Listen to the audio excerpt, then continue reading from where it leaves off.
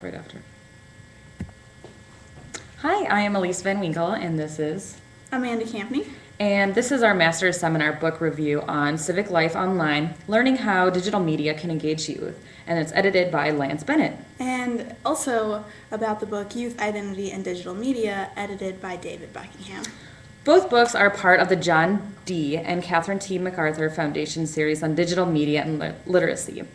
They both examine the effect of digital media tools on how people learn, network, communicate, participate in civic life, and play, and how growing up with these tools may affect a person's sense of self, how they express themselves, and their ability to learn, exercise judgment, and think analytically.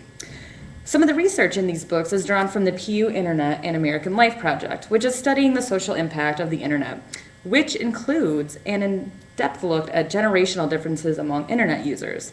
So according to the Pew Internet study, 80% of teens go online, 50% go online every day.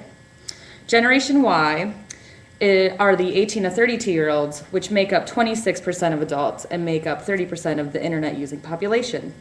And within this part one of our book review, we're going to be discussing the generational divide and internet and identity.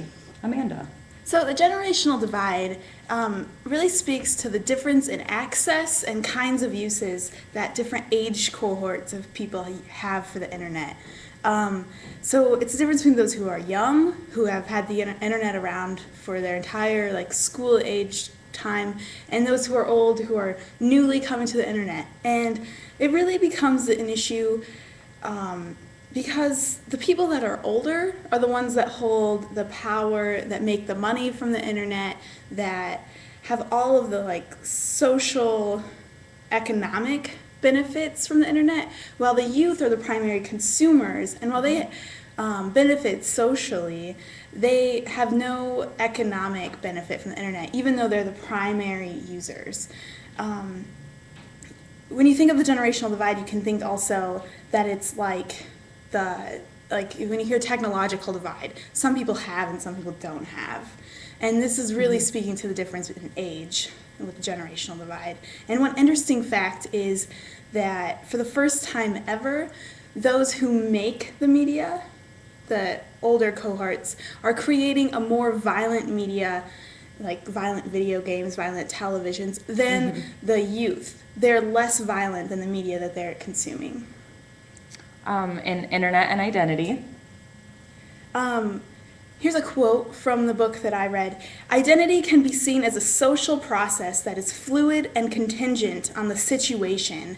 And the internet, being online, gives students a really unique chance to choose the setting that they're in and even design the settings in which they involve themselves. And they create and perpetuate the social processes that are creating their identity as they go through the identity construction process. And whether it's a blog, a chat room, or other forum, the individuals have the opportunity to choose entry, and this develops both autonomy and a feeling of competence for the youth today. Perfect.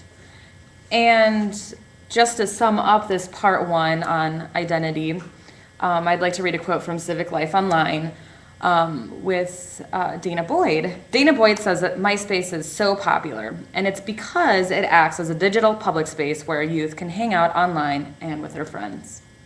This concludes part one. Check back for part two. Yes.